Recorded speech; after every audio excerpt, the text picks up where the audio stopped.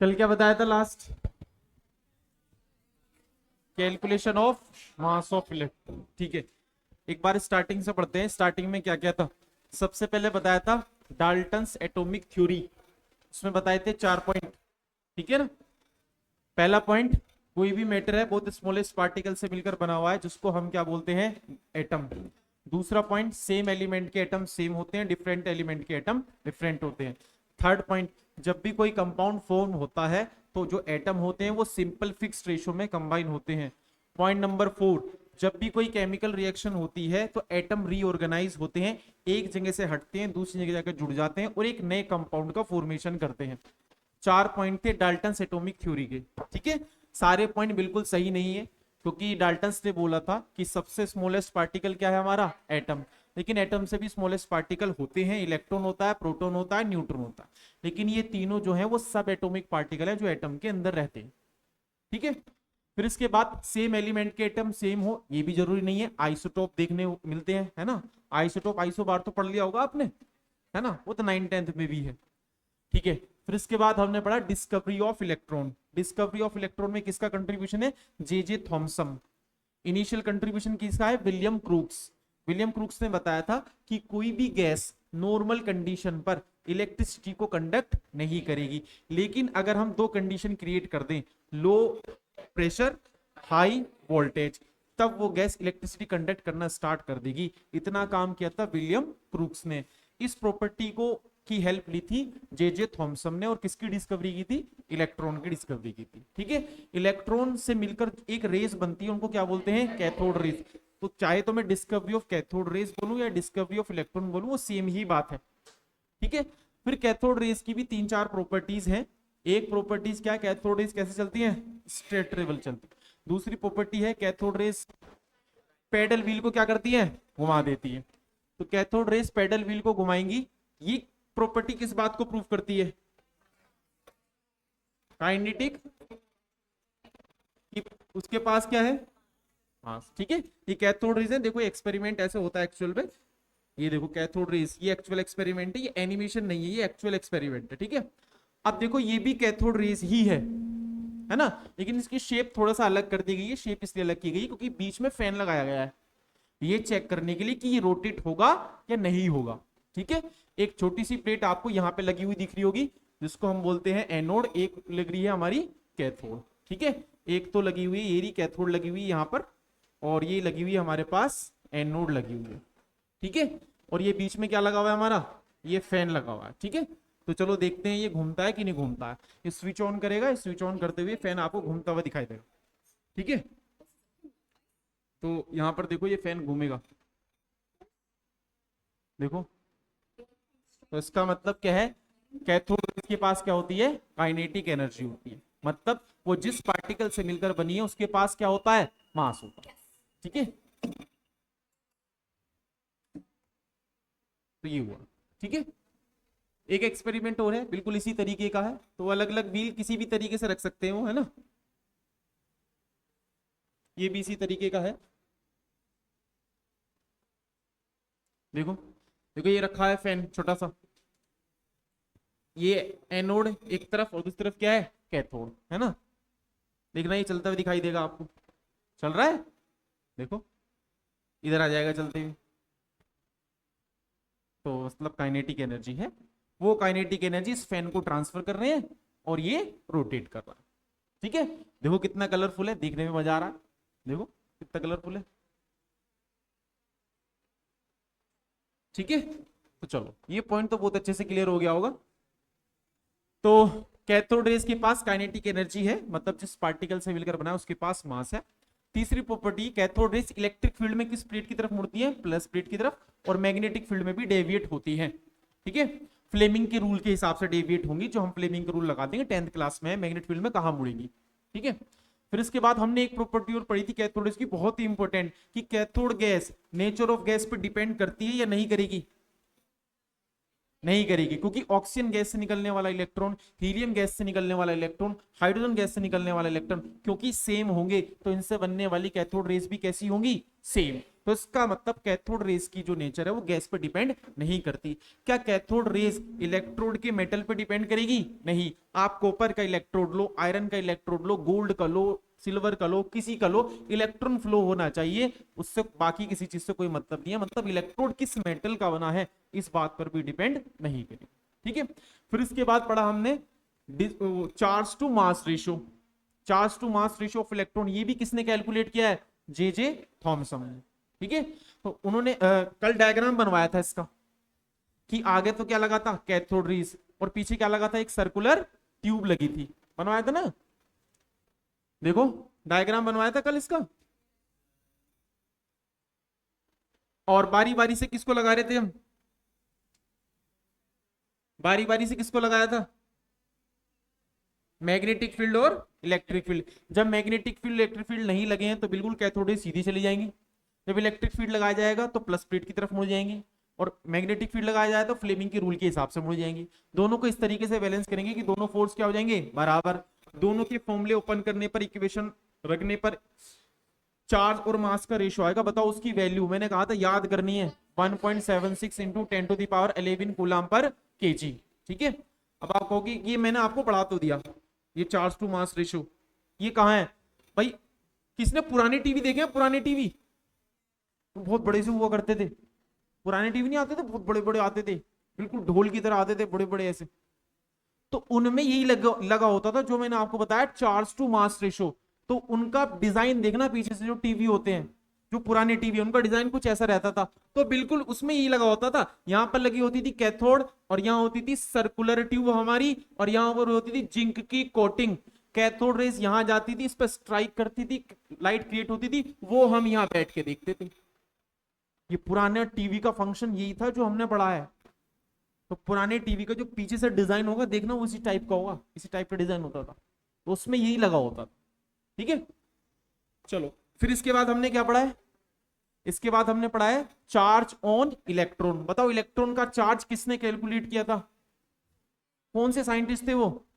J Thomson थे या Millikan थे? मिलिकन ने किया था, इसलिए इस हेडिंग का नाम है मिलिकन ऑयल ड्रॉप एक्सपेरिमेंट। उसमें उन्होंने क्या किया? Plus plate minus plate, electric field और ग्रेविटेशनल फोर्स दोनों को क्या कर दिया है? बराबर।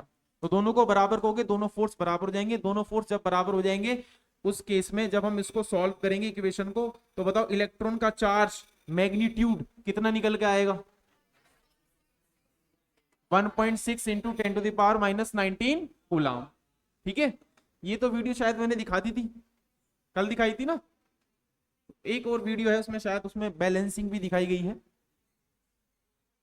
ये वाली नहीं दिखाई थी, दूसरी वाली दिखाई थी। देखो ये लगा है इलेक्ट्रिक फील्ड, ये लगा है माइक्रोस्कोप, ये लगा है एटमाइजर जहां से ऑयल की ड्रॉप निकलेंगी, ये लगा है एनोड, ये लगा है कैथोड। ऊपर से आएंगी ऑयल ड्रॉपलेट्स, एयर आयोनाइज होंगी, वहां से इलेक्ट्रॉन निकलेंगे। इलेक्ट्रॉन जो है ऑयल ड्रॉपलेट के चारों तरफ चिपक जाएंगे। ऑयल ड्रॉपलेट पे दो फोर्स काम करेंगे, एक ग्रेविटेशनल और दूसरा इलेक्ट्रिक फील्ड की वजह से जो फोर्स लगेगा। दोनों को इस तरीके से बैलेंस करेंगे। ये एक्सरे का सोर्स है। एक्सरे का सोर्स क्या करेगा? इस कंटेनर के अंदर जो एयर है वहां से क्या बाहर निकालेगा? इलेक्ट्रॉन। ठीक है। तो इलेक्ट्रॉन बाहर निकालेगा, यहां से आप देखना, यहाँ पे दिखाएगा। तो ये ऑयल ड्रॉपलेट्स है हमारी सारी। ठीक है। ये देखो नेगेटिवली चार्ज क्यों हो रही हैं? क्योंकि इनके चारों तरफ क्या स्टिक हो रहे हैं? इलेक्ट्रॉन। इलेक्ट्रॉन इनके चारों तरफ चिपक रहे हैं। इलेक्ट्रिक फील्ड लगा दिया, देखो ज्यादा लगा दोगे तो वापस भी भागना शुरू हो जाएंगी। भाई वापस भी तो जा सकती हैं। अगर आपने ग्रेविटेशनल फोर्स से ज्यादा लगा दिया तो ऊपर की तरफ चली जाएंगी, और अगर आपने बैलेंस रखा तो एक जगह रुक जाएंगी। तो एक ऑयल की ड्रॉपलेट पे नीचे की तरफ क्या लगेगा? ग्रेविटेशनल। ऊपर की तरफ क्या लगेगा? Electric field. दोनों को कर दो बैलेंस, ऑयल ड्रॉपलेट एक जगह रुक जाएगी, फिर दोनों का फॉर्मूला लगेगा, वहां से सॉल्व करके हमारा चार्ज आ जाएगा 1.6 इंटू 10⁻⁻19 कूलम। ठीक है। चलो इसके बाद क्या कराया था? Calculation of mass of electron. किस किस को डिवाइड करके इलेक्ट्रॉन का मास निकाला गया?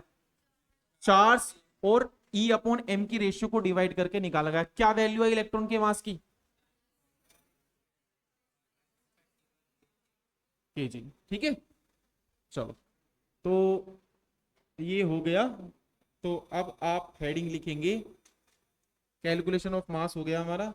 हेड डालो ये, डिस्कवरी ऑफ प्रोटॉन्स, या फिर पॉजिटिव रेज, या फिर तीसरा नाम कैनाल रेज।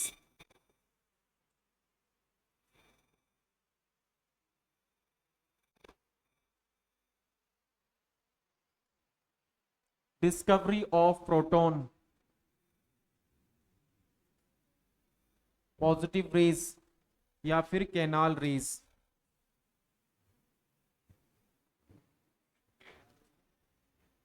चलो जी इसको देख लेते हैं। तो पहले इसको समझेंगे फिर नोट करेंगे, है ना। मैं नोट करने का टाइम दूंगा, जब मैं यहाँ डायग्राम बनाऊंगा तो पहले समझेंगे, अभी मत बनाना डायग्राम, है ना। डायग्राम वही पुराना है जो पहले था। पहले कौन सा, डिस्कवरी ऑफ इलेक्ट्रॉन वाला जो था वही डायग्राम है, कोई नया डायग्राम नहीं है, ठीक है। तो वही हमने ग्लास ट्यूब, डिस्चार्ज ट्यूब बनाएंगे हम पहले। उस वाले डायग्राम में एनोड में हमने होल किए थे छोटे छोटे, इस बार हम कैथोड में करेंगे। तो मैं यहाँ कैथोड बना दे रहा हूँ कुछ इस टाइप से, ये इसमें होल्स हैं कैथोड में। ये होल्स किस लिए किए गए हैं, ताकि कोई पार्टिकल या रेज हो तो इसमें से पार हो जाए। और ये हमने लगा दिया, ये तो कैथोड है माइनस, और ये हमारी एनोड है प्लस। बिल्कुल वही डायग्राम है, कोई नया डायग्राम नहीं है। हाई वोल्टेज की बैटरी से कनेक्ट कर देंगे, माइनस को माइनस से कनेक्ट करेंगे, प्लस को प्लस से कनेक्ट करेंगे, प्लस को प्लस से कनेक्ट करेंगे, है ना। हाई वोल्टेज की बैटरी है तो ये 3-4 सिंबल बनाते हैं, इसका मतलब होता है हाई वोल्टेज की बहुत बैटरी है। सिंबल का एक सिंबल बनाओगे तो लो वोल्टेज, ठीक है। वोल्टेज मैंने पहले भी बताया था कितना होता है, 10,000 किलो वोल्ट से कितना, 20 किलो वोल्ट। एक्सपेरिमेंट कराने से पहले जितनी भी एयर होगी उसको बाहर कर देंगे। कौन बाहर करेगा इसको, वैक्यूम पंप सारी एयर को खींच कर देगा बाहर। बाहर करने के बाद इसमें गैस भरेंगे, कौन सी गैस भरी थी, हाइड्रोजन गैस हम यहाँ फिल कर देंगे। स्विच को ऑन कर देंगे। हाइड्रोजन गैस जैसे ही फिल करोगे तो हमने क्या बताया था, हाइड्रोजन गैस से क्या मिलेंगे, हाइड्रोजन आयन मिलेंगे, और क्या बाहर निकल जाएंगे, इलेक्ट्रॉन बाहर निकल जाएंगे। बताओ ये इलेक्ट्रॉन किसकी तरफ चलेंगे, पॉजिटिव प्लेट की तरफ चलेंगे। लेकिन इन इलेक्ट्रॉन के अलावा भी तो एक चीज बचा है जो चार्ज्ड है। बताओ क्या बचा है, H प्लस। अब आपने कहा H plus proton, H plus को प्रोटोन क्यों बोलते हैं, है ना भाई। अगर हम बात करें हाइड्रोजन एटम की 1H1, बताओ इसमें कितने इलेक्ट्रॉन है, एक इलेक्ट्रॉन है। कितने प्रोटॉन है, एक प्रोटॉन है। कितने न्यूट्रॉन है, 0 न्यूट्रॉन। तो अगर इसमें से आपने एक इलेक्ट्रॉन भी निकाल दिया, H प्लस आ गया, सिर्फ एक प्रोटॉन बचा, इसलिए H प्लस को क्या बोलते हैं, प्रोटॉन। तो इस ट्यूब के अंदर H प्लस आयन बचेंगे। H प्लस पर कौन सा चार्ज है, किस प्लेट की तरफ जाएगा, नेगेटिव, उस साइड चलना शुरू कर देंगे।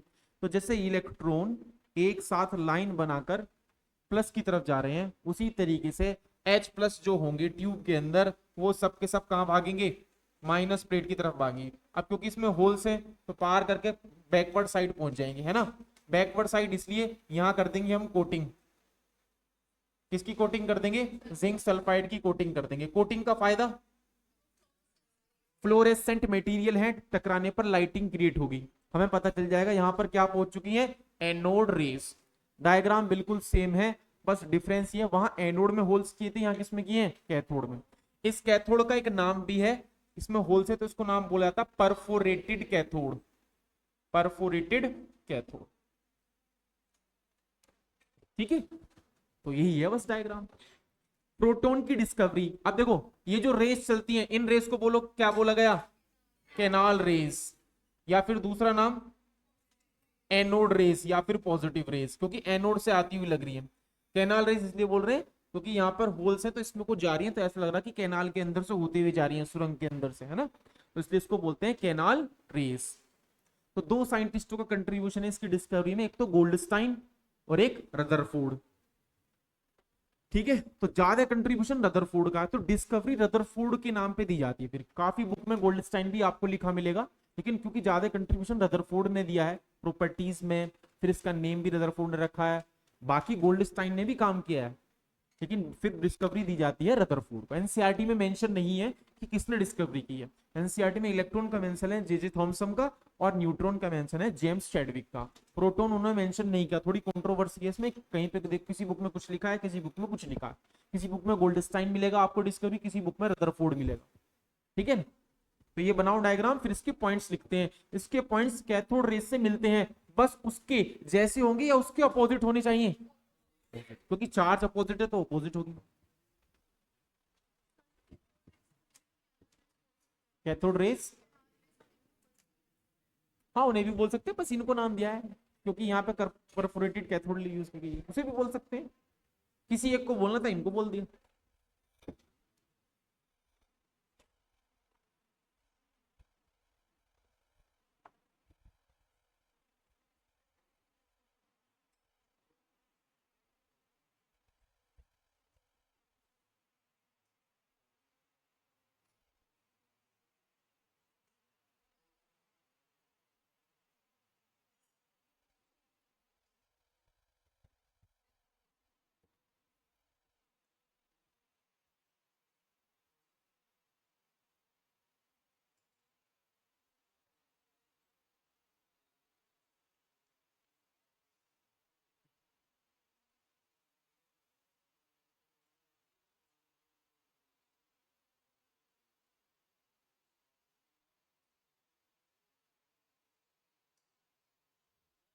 लो प्रेशर यहाँ भी होगा, है ना, लो प्रेशर यहाँ भी क्रिएट हो जाएगा।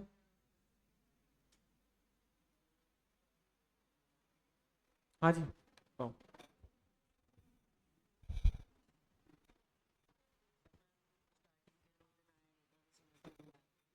तो लेक्चर तो रिकॉर्डेड है, सब है, D1 में है, ढूंढो मिल जाएगा, सारे देख लो, है ना। जिसके लेक्चर छूट गए हैं तो रिकॉर्डेड लेक्चर रिकॉर्डिंग चल रही है, तो वहां से देख सकता है। अच्छा दोबारा भी देखना हो तो दोबारा भी देख लिया करो। मान लो कोई पॉइंट समझ में नहीं आ रहा तो ये अपना लिंक ओपन किया और वहीं पर जाकर समझ लिया कि सर ने क्या बताया था। रिवाइज जब करोगे, है ना, साथ साथ रिवाइज करते रहो। अभी सिलेबस कम है, अभी कुछ टॉपिक कम हुए हैं, तो अभी कुछ नहीं है, लेकिन एकदम से बढ़ेगा। ठीक है, यही चैप्टर, इस चैप्टर में बहुत कुछ है। ठीक है, सिलेबस ज्यादा है, 9 10 में बहुत कम सिलेबस है, 11th में एकदम से सिलेबस बढ़ता है। तो जो एनर्जी अभी है ना उसको बनाए रखना, धीरे धीरे एनर्जी डाउन होगी कुछ की, वो डाउन मत होने देना। ठीक है ना।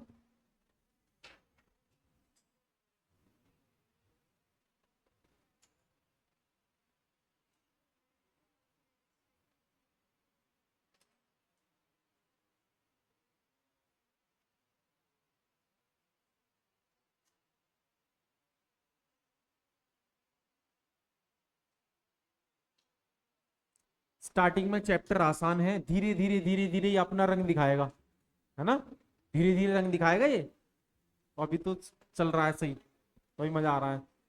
पढ़ते रहोगे तो फिर आसान लगेगा, है ना, लेकिन धीरे धीरे थोड़ा सा अच्छा है यहाँ से आगे।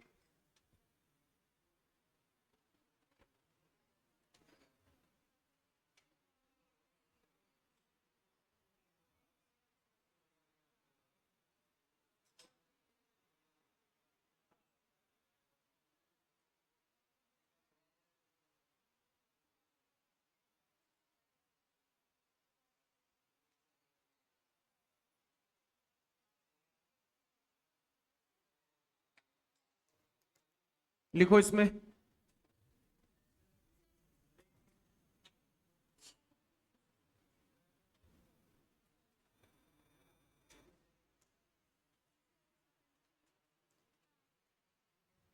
Properties of anode raise, properties of anode raise बिल्कुल कैथोड रेस की पैरेलल में लिखेंगे। पैरेलल, पैरेलल मतलब बताओ वहां फर्स्ट पॉइंट क्या था कैथोड रेस का, यहां भी सेम।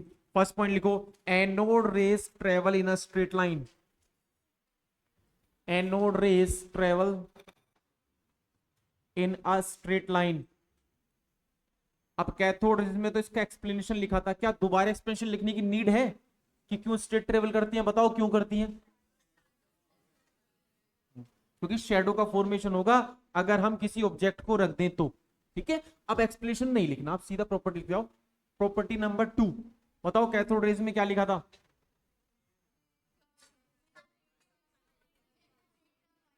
है ना, पेडल व्हील को रोटेट कर देती है जिससे प्रूव होता है इनके पास काइनेटिक एनर्जी और ऐसे पार्टिकल से मिलकर बनी है जिसके पास क्या है, मास। तो इसमें लिखो, anode rays are made up of, anode rays are made up of material particle, material particle which has mass,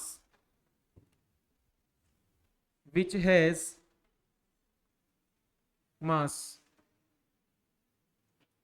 next point क्या था बताओ, बताओ बताओ, कैथोड रेज का नेक्स्ट पॉइंट बोलो। इलेक्ट्रिक और मैग्नेटिक डिफ्लेक्शन, वो फोर्थ था। तो बताओ फिर नेक्स्ट क्या था, थर्ड पॉइंट बताओ क्या था कैथोड रेज का।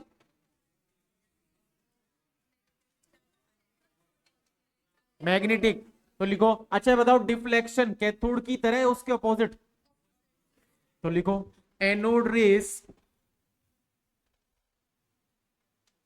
Anode rays are deflected, anode rays are deflected by electric and magnetic field, anode rays are deflected by electric and magnetic field, but this but this is opposite to, but this is opposite to the deflection noticed in cathode rays, but this is opposite to the deflection noticed in cathode rays। This shows that, this shows that anode rays are, this shows that anode rays are made up of, anode rays are made up of positively charged particle, positively charged particle which is known as proton, which is known as proton। Bracket में लिखना in case of hydrogen gas used, bracket में लिखना in case of hydrogen gas used. Next point लिखो, देखो next point cathode rays का क्या था, वो होगा फ्लोरेसेंट मटेरियल वाला। वो पॉइंट तो सेम ही है, तो उसको दोबारा लिखने की नीड नहीं है। अगर एग्जाम में आप याद आता तो वो पॉइंट भी लिख सकते हैं, ठीक है। तो हम उसके अलावा पॉइंट लिखेंगे। पॉइंट नंबर 4, देखो पॉइंट नंबर 4 क्या कहता है, हाँ जी वो बताऊंगा, वो बताऊंगा आगे बताऊंगा, उसी बताऊंगा, पॉइंट नंबर 5 में बताऊंगा उसको, ठीक है। पहले पॉइंट नंबर 4 देख लेते हैं। पॉइंट नंबर 4 ये बताओ कि कैथोड रेज का हमने E upon M charge to mass ratio निकाला था, बताओ उसकी वैल्यू कितनी आई थी, 1.76 into 10 to the power 11 coulomb पर केजी, ठीक है।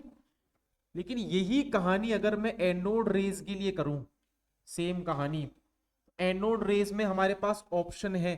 अभी मैंने ब्रैकेट में लिखा हाइड्रोजन गैस यूज कर सकते हैं, इन्होंने कहा कि ऑक्सीजन गैस, ऑक्सीजन गैस लिख दिया, अपने ऑक्सीजन गैस यूज कर ली, ये हीलियम गैस हमने यूज कर ली, ठीक है।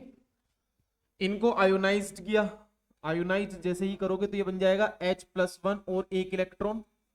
ऑक्सीजन के पास तो एक से ज्यादा इलेक्ट्रॉन है, उसके पास ऑप्शन है एक रिलीज कर दे, 2 कर दे, 3 कर दे, 4 कर दे, 5 कर दे, कुछ भी कर सकता है ना रैंडमली। मैं O+1 लिख देता हूँ, 1 इलेक्ट्रॉन। हीलियम के पास भी ऑप्शन है, मान लो ये इसने 2 रिलीज कर दी, एक भी रिलीज कर सकता है, 2 भी रिलीज कर सकता है, जितनी उसको एनर्जी मिलेगी उतना ही वो रिलीज करते हैं, ठीक है। ये गैसेस कैसी हैं, डिफरेंट। इलेक्ट्रॉन से मिलकर कौन सी रेस बनेगी, कैथोड, और पॉजिटिव स्पीसीज से मिलकर कौन सी बनेगी, एनोड। अब बताओ ये पॉजिटिव स्पीसीज डिफरेंट है या ये भी तीनों सेम है, डिफरेंट। इसका मतलब इन तीनों से मिलकर बनने वाली एनोड रेस भी कैसी होंगी, डिफरेंट। तो अगर ये डिफरेंट है तो जब आप एनोड रेस का E अपॉन एम निकालोगे, E अपॉन एम, तो बोलो अगर मैं निकालता हूं H+ के लिए, H+ को क्या बोलते हैं, प्रोटॉन, तो इसका अगर E अपॉन एम निकालोगे तो प्रोटॉन का चार्ज रखा जाएगा और मास किसका रखा जाएगा, प्रोटॉन का। अगर आप O+ का निकालोगे, O+ का चार्ज रखा जाएगा और मास किसका रखा जाएगा, ऑक्सीजन+1 का। अगर आप इसका निकालोगे, हीलियम का चार्ज रखा जाएगा और फिर किसका मास किसका रखा जाएगा, हीलियम का, है ना। हीलियम पे चार्ज 2 है तो मैंने 2 ही लिख दिया। तो बताओ ये E अपॉन एम का रेशियो सेम आएगा डिफरेंट आएगा? डिफरेंट। इसका मतलब एनोड रेस के लिए E अपॉन एम की वैल्यूज कैसी आती है? डिफरेंट, डिफरेंट आती है। जबकि कैथोड रेस के लिए कैसी आती है? Same, fixed. इसलिए उसकी वैल्यू को हमने याद भी किया है। ठीक है, तो लिखो पॉइंट बनाकर, लिखो the value of E upon m ratio, the value of E upon m ratio also depends on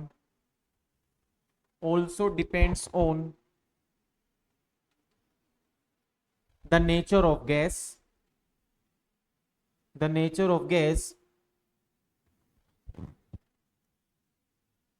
enclosed in discharge tube,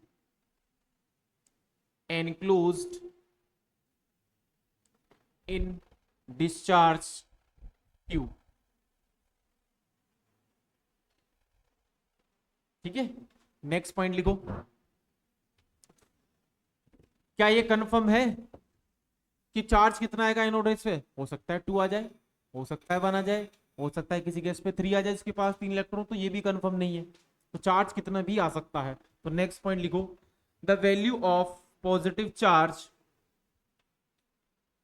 the value of positive charge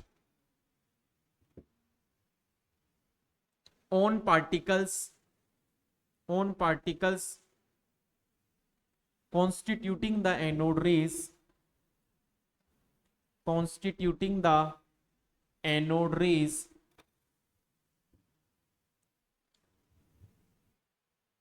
also depend on, also depend on nature of gases, also depend on, also depend on nature of gases. Charge का आना भी इस बात पर depend करेगा कि कौन सी gas भरी है आपने, और E अपॉन M का रेशियो भी इस बात पर डिपेंड करेगा कि आपने कौन सी गैस फिल की है। ठीक है, चाहो तो उसको भी लिख सकते हो, इस पॉइंट के बाद लिख लो, ऐसी लिख लो इसको भी, उसको भी लिख लो। ये समझाया है कि डिफरेंट गैसेस के लिए E अपॉन M भी डिफरेंट आएगा।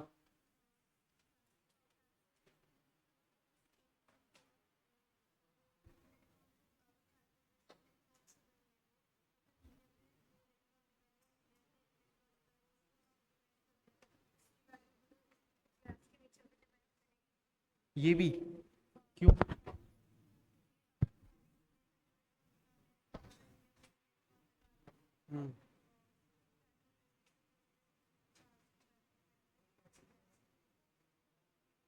कैथोड रेज में? अच्छा ठीक है, इन्होंने कहा देखो, इन्होंने कहा कि यहां पे 2 इलेक्ट्रॉन निकाल दिए, तो यहां 2 इलेक्ट्रॉन बढ़ गए, तो 2 इलेक्ट्रॉन पे चार्ज भी बढ़ गया, तो मतलब E upon M cathode rays का भी तो डिपेंड करेगा। तो भैया इसको समझो, ये 2 इलेक्ट्रॉन निकले, 3 निकले, 4 निकले, 1000 निकले, सब के सब एक साथ मिलकर के तो एनोड की तरफ चलेंगे। और E अपॉन एम, एक मैंने कल भी बताया, एक इलेक्ट्रॉन के लिए निकाला था, 2 के लिए निकाला था, 3 के लिए निकाला था। इन्होंने पूछा था कल डाउट ये कि E अपॉन एम एक इलेक्ट्रॉन के लिए निकाला है, तो आप 1000 भी इलेक्ट्रॉन निकालोगे ना गैस, E अपॉन एम तो एक के लिए आना है। तो आपने जो 2 इलेक्ट्रॉन निकाले उससे हमें मतलब नहीं है, हमें तो E अपॉन एम एक इलेक्ट्रॉन के लिए निकालना है। तो वो चाहे 1000 भी निकले, क्या फर्क पड़ता है ना? चलो इसको हटा दूं, ये समझने के लिए लिखा है, लिख सकते हैं आप। अभी E अपॉन एम थोड़ा सा मैं और बताऊंगा, थोड़ा सा इस पे न्यूमेरिकल्स भी करेंगे, पहले ये डिस्कवरी हो जाए तीनों। 2 हो गई, एक और बची। पहले पार्टिकल की खोज कर ले हम, और फिर इस पे न्यूमेरिकल करा देंगे।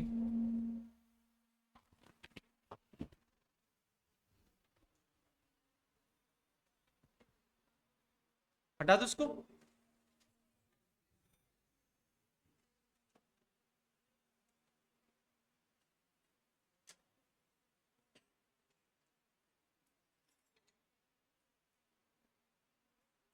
चलो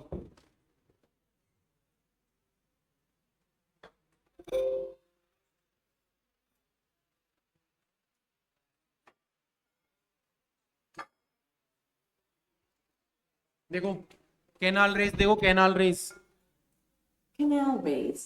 Let us look at Goldstein's देखो ये ट्यूब है हमारे पास, ये लगी हुई है कैथोड, मिडिल में लगी हुई है, और ये लगी हुई है एनोड, ये लगी हुई है स्क्रीन जिस पर कोटिंग करके रखी हुई है, ताकि हमें पता चल जाए इस पे जब टकराए कि एनोड रेस यहाँ पर पहुंच चुकी है।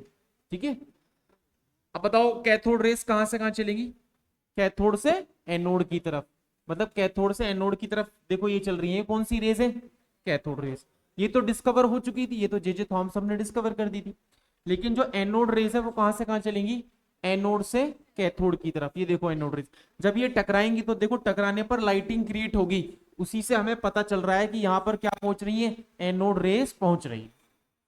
ठीक है, तो ये होती है हमारी एनोड रेस, जिनका दूसरा नाम क्या है? Canal rays. ठीक है, तो ये हमारी क्या, चलो दोबारा देखोगे, एक बार वो देख लो इसको, आवाज क्या करोगे?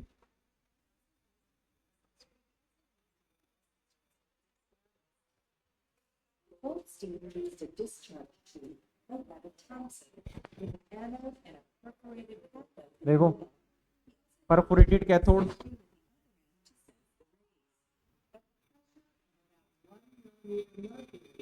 प्रेशर बहुत कम कर रहे हैं, We also observed a beautiful stream of lighting create हो रही है अपोजिट डायरेक्शन में ना। चलो अब इसके बाद नेक्स्ट हेडिंग लिख लो, डिस्कवरी ऑफ, लिखो next heading, discovery of neutrons,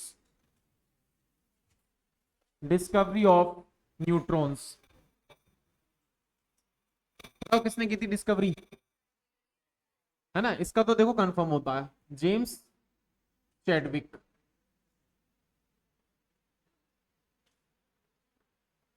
James Chadwick. ठीक है, कौन कौन से पार्टिकल की डिस्कवरी हो चुकी है? अब किसकी होगी? इन्होंने कैसे की डिस्कवरी? मतलब कहने का मतलब यह है कि सुबह उठे कि चलो भैया आज जो है न्यूट्रॉन की डिस्कवरी करते हैं, दो तो हो चुके हैं, एक आधा हम भी डिस्कवर कर लेते हैं। भैया कुछ तो हिंट मिला होगा ना कि कुछ कमी है एटम में, ऐसी थोड़ी होता है, साइंटिस्ट को कुछ ना कुछ हिंट मिलता है। तो भैया इनको भी हिंट मिला था, इनको इस बात का हिंट मिला कि एटम में अभी कुछ और है, बस इतना हिंट मिला था इन्हें, तब इन्होंने इस पर रिसर्च करना शुरू किया। अब वो हिंट कैसे मिला था? बहुत सिंपल सा लॉजिक है। अगर मैं हीलियम एटम की बात करूं तो बताओ हीलियम एटम का एटॉमिक नंबर कितना होता है? 2, और मास नंबर कितना होता है? 4। तो अगर मैं आपसे पूछूं कि बताओ यहां पर कितने इलेक्ट्रॉन है, कितने इलेक्ट्रॉन है? भैया तुम दोनों बात क्यों कर रहे हो, तुम दोनों सेकंड लास्ट। इलेक्ट्रॉन 2, प्रोटॉन कितने हैं? 2। न्यूट्रॉन कितने हैं? 4 माइनस 2, कितने बचेंगे? ये तो अभी हमें पता है न्यूट्रॉन होते इसलिए हमने लिख दिया। तो अगर मैं हीलियम एटम को बनाऊं तो बताओ न्यूक्लियस में क्या क्या चीजें होती है? ये तो पता है, तो 2 प्रोटॉन होंगे और न्यूक्लियस में क्या होंगे? 2 न्यूट्रॉन होंगे, और जो शेल होगी बाहर उसमें क्या होंगे? 2 इलेक्ट्रॉन होंगे। ये होता है हमारा एटम। अब ये समझो आप जेम्स चैडविक के समय में पहुंच गए हैं और न्यूट्रॉन नहीं है, तो हमारे न्यूट्रॉन अगर नहीं है तो न्यूट्रॉन नहीं है तो फिर एटम कैसा होगा? न्यूक्लियस में क्या होंगे? 2 प्रोटॉन, और चारों तरफ क्या होंगे? 2 इलेक्ट्रॉन। ये है ना, before discovery of neutron atom ऐसा माना जाता था, बिफोर डिस्कवरी ऑफ न्यूट्रॉन। ठीक है, अब इसके अंदर कौन कौन से पार्टिकल हैं इसकी बात कर रहा हूं, 2 प्रोटॉन और 2 इलेक्ट्रॉन। तो इस एटम का वेट क्या 2 प्रोटॉन 2 इलेक्ट्रॉन की समेशन के बराबर आना चाहिए? जब इस एटम में 2 प्रोटॉन और 2 इलेक्ट्रॉन है तो चारों पार्टिकल का मास अगर ऐड कर दिया जाए तो क्या एटम के वेट के बराबर आना चाहिए कि नहीं आना चाहिए? तो जेम्स चैडविक ने क्या किया कि भैया एक काम करते हैं, इनको जो है तोल कर देखते हैं। क्या एक तरफ रख दिया इन्होंने क्या? हीलियम का एटम, और एक तरफ रख दिया इन्होंने क्या? दो प्रोटॉन रख दिए और दो क्या रख दिए, इलेक्ट्रॉन, दोनों बराबर आने चाहिए, क्योंकि किसी भी एटम का खुद का वेट नहीं होता, उसमें रखे हुए जितने भी पार्टिकल है उनका वेट होता है। किसी भी एटम का जो वेट होता है, खुद का कोई वेट नहीं होता उसका, दोनों बराबर आना चाहिए। लेकिन जब जेम्स चैडविक ने चेक किया तो पता चला हीलियम एटम का वेट क्या है, ज्यादा। अब देखो यहां से हिंट मिल रहा है कि जो चीज उसमें भरी हुई है उनका वेट एटम के वेट के बराबर नहीं आ रहा है, इसका मतलब एटम के अंदर कुछ और चीज और है अभी। यहां से हिंट मिला जेम्स चैडविक को कि अभी एटम पर कुछ और जरूर है, तभी तो वेट बराबर नहीं आ रहा है। वहां से उन्होंने काम करना शुरू किया न्यूट्रॉन पर। तो उन्होंने वापस से क्या किया, एक एक्सपेरिमेंट कराया। एक्सपेरिमेंट में क्या था, एक उन्होंने लेड का बॉक्स लिया और उसमें रख दिया एक radio active element. Radio active element जानते हैं, जैसे थोर, थोरियम, थोर नहीं, थोर तो वो है मार्वल्स वाला, वो नहीं, थोरियम होता है ना एक होता है पोलोनियम, एक होता है यूरेनियम। ये सब रेडियो एक्टिव एलिमेंट है और बहुत ही पावरफुल होते हैं एनर्जी के फॉर्म में ये। और रेडियो एक्टिव एलिमेंट की खास बात ये है, टाइम के साथ खत्म होते रहते हैं, अपने अंदर से रेज निकालते रहते हैं, है ना। तो रेडियो एक्टिव एलिमेंट इतने खतरनाक है, पूरी दुनिया को खत्म कर सकते हैं आधे घंटे में। और इतने एटॉमिक बॉम्ब जो है अभी अवेलेबल हैं दुनिया के अंदर कि पूरी दुनिया खत्म कर दी जाए आधे घंटे में। इतने खतरनाक होते हैं ये रेडियो एक्टिव एलिमेंट। खास बात क्या है, टाइम के साथ ये खत्म होते रहते हैं, अपने अंदर से रेज निकालते हैं ये इनकी खास बात है। ठीक है, तो ये जो है हमारा, ये कोई भी मानो हमने पोलोनियम ले लिया, एक रेडियो एक्टिव एलिमेंट है पोलोनियम, है ना। पीरियोडिक टेबल में भी इसको रखा हुआ है, पीरियोडिक टेबल में भी है ये पोलोनियम। ये क्या होता है, ये अपने अंदर से बहुत सारी रेज निकालता है, जिसमें से है एक अल्फा रेज।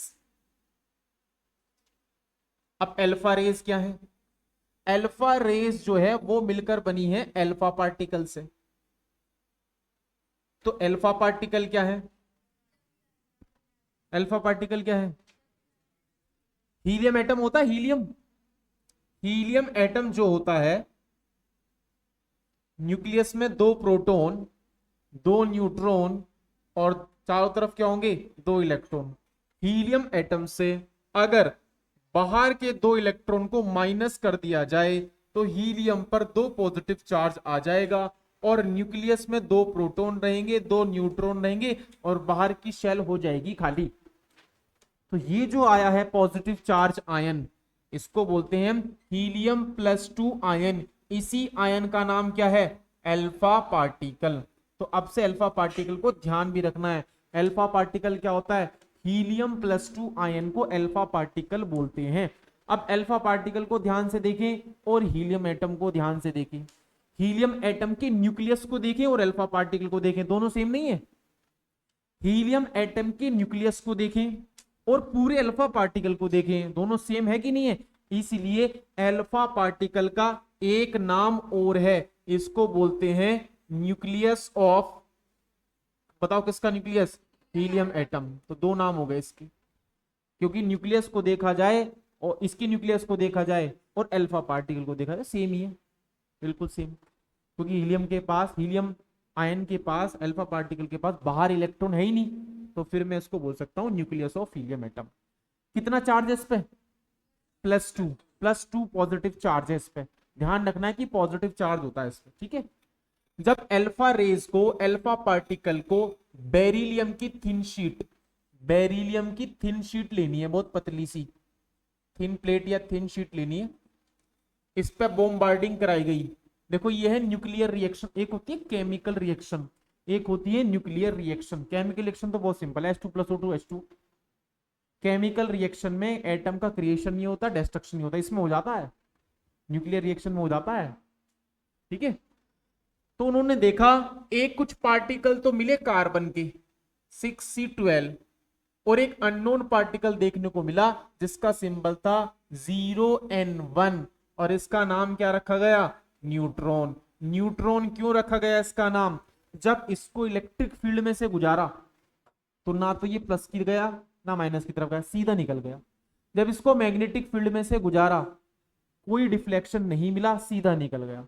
तो प्लस माइनस में डिफ्लेक्शन ना हो, इसका मतलब ये कैसा होना चाहिए, न्यूट्रल। तो न्यूट्रल से क्या बना है, न्यूट्रॉन। ठीक है, इस तरीके से उन्होंने डिस्कवरी की थी। इस न्यूक्लियर रिएक्शन को लिखा भी जा सकता है, इस न्यूक्लियर रिएक्शन को लिखा भी जा सकता है। हम लिख सकते हैं यहां पर, मैं यहां लिख दे रहा हूं, ये हेडिंग मत लिखना भी, कि अल्फा पार्टिकल 2He4, इसकी बॉम्बार्डिंग बेरिलियम पे कराई गई, बेरिलियम की थिन शीट 4 बेरिलियम 9, और हमारा बना है कार्बन एटम बना है 6C12 और न्यूट्रॉन बना है 0N1। ठीक है, न्यूक्लियर रिएक्शन में खास बात होती है एटॉमिक मास नंबर और एटॉमिक नंबर, इनका समेशन दोनों तरफ कैसा होता है, सेम। ये न्यूक्लियर रिएक्शन की खास बात है, केमिकल की नहीं, ये न्यूक्लियर रिएक्शन की बात कर रहा हूं मैं। ये वैसे तो हीलियम एटम है, लेकिन अगर मैं +2 लगा दूं तो ये क्या है हमारा, अल्फा पार्टिकल। वैसे हीलियम रिएक्शन में ये लिखा मिलता है 2He4 +2 नहीं लगाते रिएक्शन में, लेकिन +2 लगा सकते हैं, क्लियर दिखेगा अब ये क्या है, अल्फा पार्टिकल।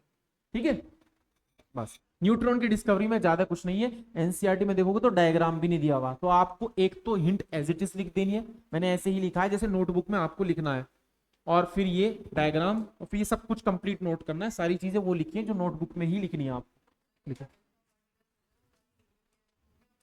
सिर्फ हीलियम, हीलियम एटम का न्यूक्लियस, बाकी और किसी का नहीं, और किसी का नहीं। इनका नाम है अल्फा पार्टिकल, क्योंकि ये, अब इन्होंने पूछा क्यों, जब रेडियो एक्टिव एलिमेंट होते हैं ना, जब इनके अंदर से रेस जो निकलती है उनका एनालाइज किया गया, तो जब उनको एनालाइज किया गया तो उनको एनालाइज करने पर पता चला कि एक अलग एक रेस निकलती है, इसको बोलते हैं अल्फा रेस। फिर उसकी स्टडी की गई, पता चला अल्फा रेस मिलकर बनती है अल्फा पार्टिकल। फिर उसकी स्टडी की गई, पता चला वो था हीलियम +2, तो तब से नाम दे दिया हीलियम एटम के न्यूक्लियस को बोलते हैं अल्फा पार्टिकल। मतलब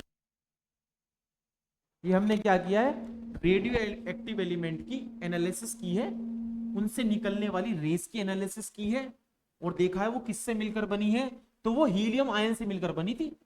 अब कोई कहे कि सर ये क्या बात हुई, हम तो उसे नाइट्रोजन आयन से मिलकर बनाएंगे। अरे भैया कैसे बना दोगे, जब हीलियम आयन से मिलकर वो निकलती है तो कैसे बना दोगे, हीलियम आयन से मिलकर बनती है वो, इसलिए सिर्फ हीलियम आयन को बोलते हैं अल्फा पार्टिकल।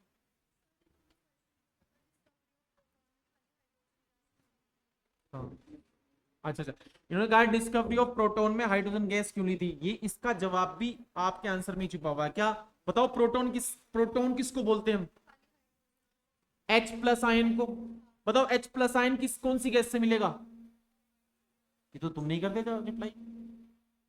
H+ आयन किस गैस से मिलेगा, इसलिए हाइड्रोजन गैस भरी गई। अगर आप ऑक्सीजन गैस भरोगे तब आपको प्रोटॉन नहीं मिलेगा, तब आपको O+ आयन मिलेगा, O+2 आयन मिलेगा। क्या उसको प्रोटॉन बोलेंगे, नहीं।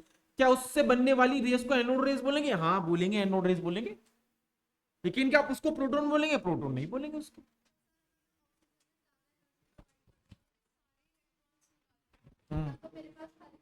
चलो, इन्होंने कहा कि भाई हम तो क्या करेंगे, ऑक्सीजन के सारे इलेक्ट्रॉन निकाल देंगे और उसको पूरी अपना, उसको प्रोटॉन नाम दे के ही रहेंगे, हम पीछे नहीं हटेंगे।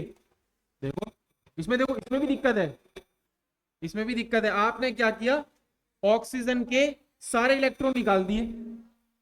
एटॉमिक नंबर क्या होता है ऑक्सीजन का, 8। प्रोटॉन कितने होते हैं, 8। इलेक्ट्रॉन कितने होते हैं, 8। आपने सारे ऑक्सीजन इलेक्ट्रॉन निकाल दिए, +8 आ गया। लेकिन क्या न्यूक्लियस से 8 न्यूट्रॉन निकाल दोगे, तो बताओ प्रोटॉन कैसे नाम दे सकते हो आप उसको, समझ गए भाई। देखो न्यूक्लियस में 8 प्रोटॉन 8 न्यूट्रॉन, चारों तरफ 8 इलेक्ट्रॉन, 8 इलेक्ट्रॉन आपने निकाल दिए, लेकिन न्यूक्लियस में 8 प्रोटॉन बैठे हुए, 8 न्यूट्रॉन बैठे हुए, न्यूक्लियस से कैसे निकालोगे न्यूट्रॉन, या तो न्यूक्लियस से सारे 8 के 8 न्यूट्रॉन निकालो, और अगर आपने न्यूक्लियस से छेड़खानी की तो बहुत बड़ा धमाका होगा, इतना बड़ा धमाका होगा जहां एक्सपेरिमेंट करोगे ना वो बचेगा ना तुम बचोगे। समझ गए क्यों नहीं कहते, न्यूक्लियस में एक प्रोटॉन होना चाहिए, न्यूट्रॉन न्यूट्रॉन भी ना हो। ऐसा हाइड्रोजन के साथ ही पॉसिबल है, क्योंकि उसमें न्यूट्रॉन पहले से ही नहीं होता, हमने निकाला नहीं है उसमें से न्यूट्रॉन। हाइड्रोजन एटम से हम न्यूट्रॉन निकालते थोड़ी है भैया, पहले से ही उसमें नहीं है, 0 है, इसलिए बोला उसको प्रोटॉन। एक प्रोटॉन है इसलिए उसका नाम दिया है प्रोटॉन। ऐसा बाकी किसी के साथ पॉसिबल नहीं है, इसलिए हम बाकी को प्रोटॉन नहीं बोल सकते। और कोई डाउट, चलो आगे कर दूं, नेक्स्ट स्लाइड।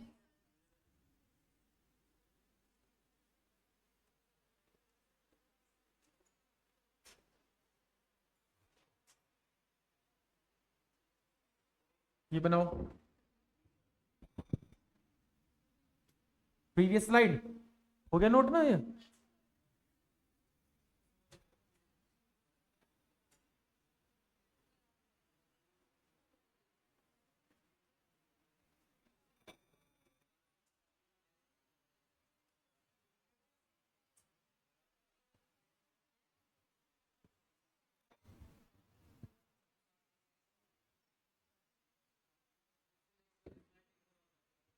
नेक्स्ट वाली ही करनी है, करो नोट।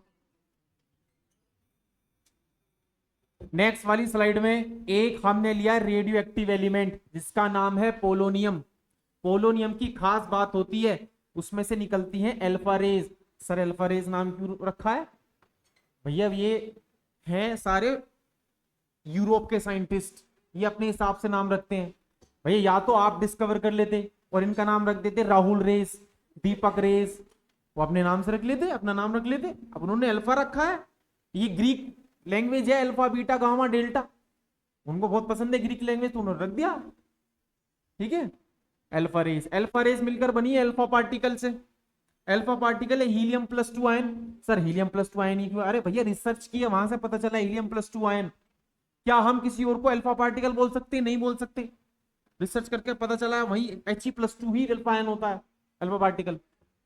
इसको जब बेरिलियम की थिन शीट पर बहुत सारे अल्फा पार्टिकल को फेंका गया, फेंक नहीं सकते, अपना आप ही जाएंगे वो, तो बेरिलियम शीट के अंदर से क्या क्या निकले? एक तो बहुत सारे कार्बन एटम्स निकले और एक अननोन पार्टिकल निकला। उस पार्टिकल को मैग्नेटिक फील्ड से गुजारा गया, ना प्लस प्लेट की तरफ मुड़ा ना माइनस प्लेट की तरफ मुड़ा, तो उसका मतलब वो कैसा है? न्यूट्रल। न्यूट्रल से नाम रखा गया न्यूट्रॉन।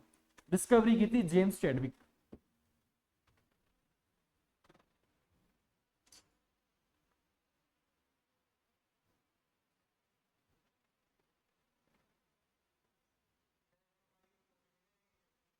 पॉजिटिव एट +2 लिखा तो है, ये तो लिखा है +2 पॉजिटिव।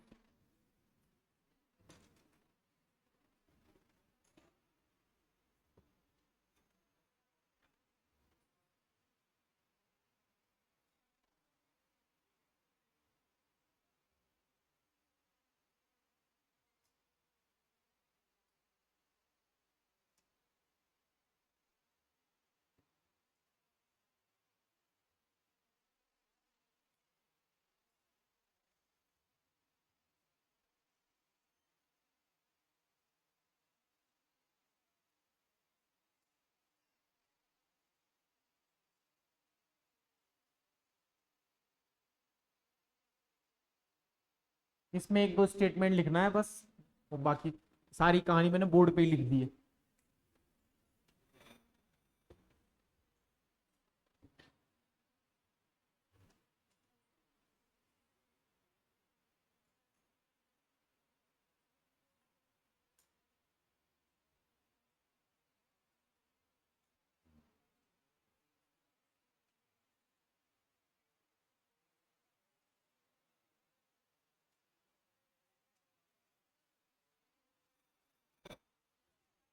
एनोड रेज में एक बात बतानी रह गई, अभी मैं लिख बता दूंगा, उसको ऊपर लिख देंगे कहीं कॉपी पर। पहले इसको कंप्लीट कर लो, एक पॉइंट रह गया, स्किप हो गया वो माइंड से, वो भी ध्यान आ गया। इसका स्टेटमेंट लिखो, इसकी रिएक्शन भी लिखो, ये रिएक्शन लिखो। हालांकि रिएक्शन ना आए तो एनसीईआरटी में ना आपसे पूछी जाएगी, लेकिन लिख लो, कोई बात नहीं।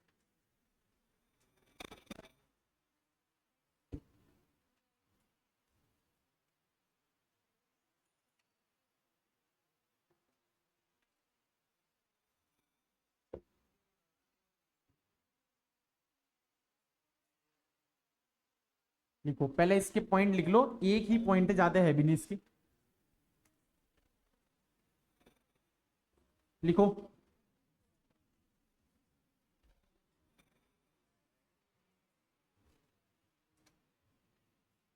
व्हेन न्यूट्रॉन पार्टिकल्स, पॉइंट बना के लिख लो, एक ही पॉइंट है बस। When neutrons particles, neutron particles are passed through, are passed through electric and magnetic field, electric and magnetic field no deflection is observed, no deflection is observed. This shows that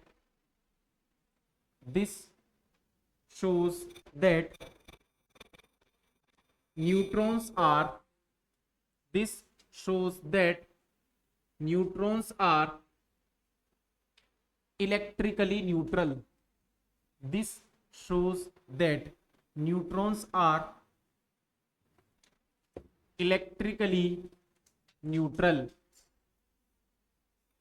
This shows that neutrons are electrically neutral. बताओ ये box में क्या रखा है? Polonium या कोई भी radioactive element, जरूरी है पोलोनियम, और भी कोई ले सकते हैं, यूरेनियम, थोरियम, जिसमें से अल्फा रेज निकलती है, कोई भी इसमें ले सकते हैं। ठीक है, ये रखा है पोलोनियम।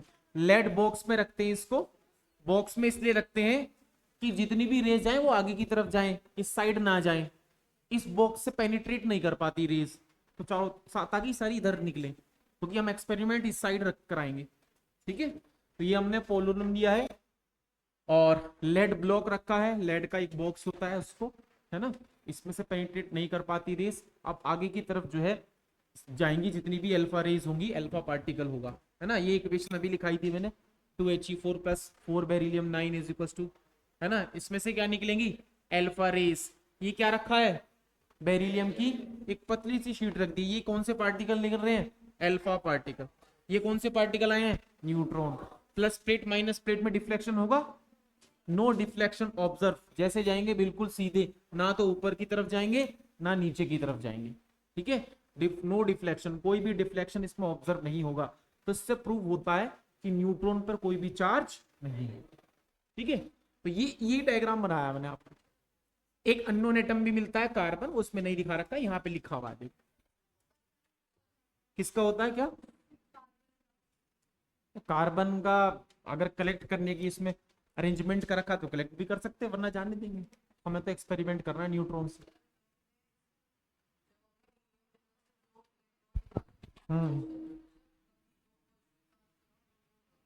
तो वो लिखाया था He+2।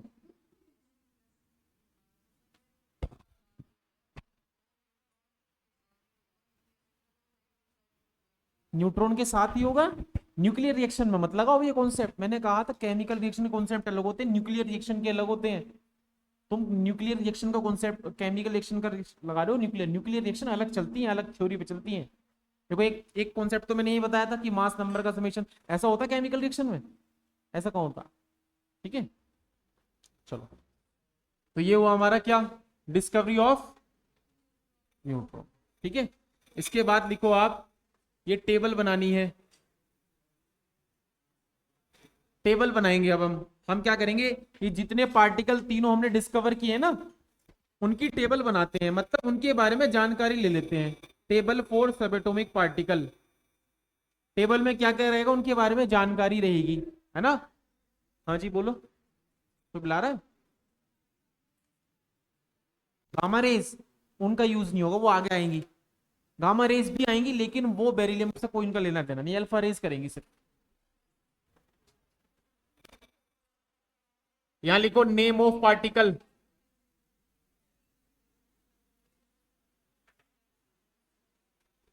यहां लिखो उसका मास। यहां लिखो टाइप ऑफ चार्ज। टेबल बनानी है। और यहां पर लिखो मैग्नीट्यूड ऑफ चार्ज।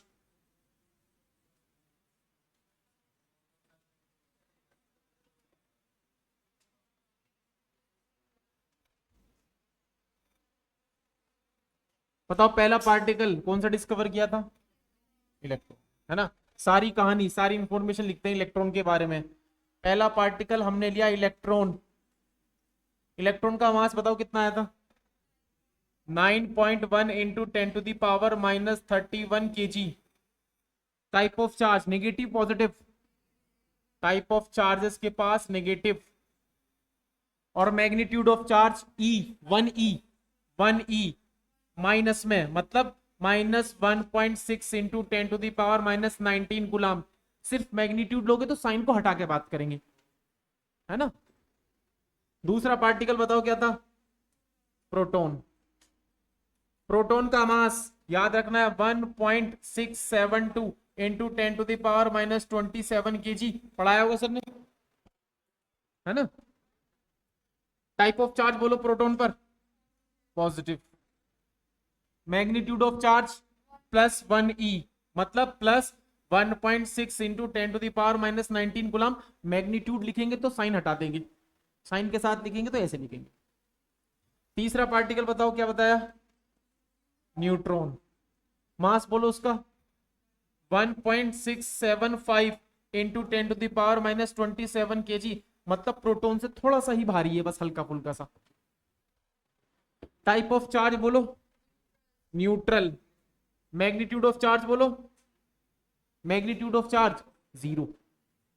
ये तीनों कैसे पार्टिकल है, सबएटॉमिक। एक पार्टिकल और पढ़ा अभी, क्या नाम लिखा था उसका, alpha particle. Alpha particle He+2 से लिखते हैं। नहीं नहीं नहीं, अल्फा पार्टिकल सबएटॉमिक नहीं है, ये हर एटम के अंदर थोड़ी मिलता है, ये नहीं सबएटॉमिक पार्टिकल। इसका मास बताओ 2He4 है, बताओ 4 है, तो इसका मतलब इसमें क्या क्या होते हैं, अल्फा पार्टिकल में 2 तो होते हैं प्रोटॉन और 2 क्या होते हैं न्यूट्रॉन। क्योंकि इलेक्ट्रॉन का मास बहुत नेग्लिजिबल है, तो अल्फा पार्टिकल का मास 2 मास प्रोटॉन प्लस 2 मास न्यूट्रॉन के क्या होता है, बराबर। और प्रोटॉन न्यूट्रॉन का मास भी अप्रोक्स क्या है, बराबर। तो क्या मैं इसको अप्रोक्सीमेट ऐसे लिख सकता हूं, 4 मास ऑफ प्रोटॉन या 4 multiply by mass of neutron, उसकी वैल्यूज रख के आंसर निकाल लेंगे। अल्फा पार्टिकल के न्यूक्लियस में 2 प्रोटॉन होते हैं, 2 न्यूट्रॉन होते हैं। इलेक्ट्रॉन का मास नहीं लिया जाता जब हम एटम का मास लेते हैं। किसमें, हाँ इसमें नहीं है, इसमें नहीं है, किसी भी एटम में की बात करें, किसी भी एटम में इलेक्ट्रॉन का मास भी नहीं लिया जाता, सिर्फ प्रोटॉन न्यूट्रॉन का मास ही एटम का मास होता है, इसमें तो है ही नहीं। तो 2 प्रोटॉन और 2 न्यूट्रॉन के मास को जोड़ देगा, अल्फा पार्टिकल का मास आ जाएगा। और प्रोटॉन न्यूट्रॉन का मास अप्रोक्सीमेट बराबर है, तो मैं इसकी जगह प्रोटॉन रख दूं तो 4 मास प्रोटॉन के बराबर आ जाएगा, या मास ऑफ प्रोटॉन की जगह रख दूं तो 4 मास न्यूट्रॉन के बराबर आ जाएगा। टाइप ऑफ चार्ज बोलो पॉजिटिव, नेगेटिव, जीरो, बताओ भैया, पॉजिटिव। मैग्नीट्यूड बोलो +2E, मतलब 2 इंटू 1.6 इंटू 10⁻⁻19 कूलाम। E की वैल्यू 1.6 इंटू 10⁻⁻19 कूलाम हो, ठीक है। तो चलो हमारा बेल बज गई है। इस टेबल के बाद ये टॉपिक फिनिश्ड हो गया। अब यहां से कुछ न्यूमेरिकल्स करेंगे और नया टॉपिक शुरू करेंगे।